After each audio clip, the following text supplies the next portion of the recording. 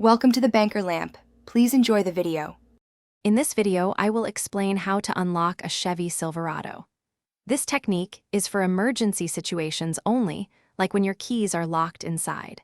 Using a Slim Jim improperly can cause significant damage to your vehicle's door mechanisms or wiring. Always proceed with extreme caution and understand the risks involved before attempting this method. To begin, you will need a Slim Jim tool, which is a strip of metal with a notched end. It's also wise to wear gloves to protect your hands during the process.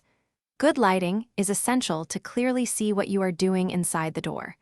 Consider using a rubber wedge to create a small gap between the window and weather stripping.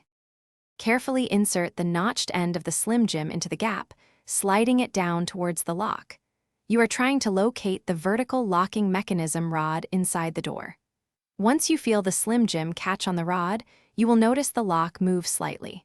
Slowly pull the Slim Jim straight up to engage the mechanism and unlock the door. This technique requires practice, so if possible, try it on a junk car first to understand the internal mechanisms. If you are unsure or uncomfortable, it is always best to call a professional locksmith to avoid damaging your vehicle. Keep in mind that this method is most effective on older models and may not work on all Chevy Silverados, especially those with electric locks or complex wiring.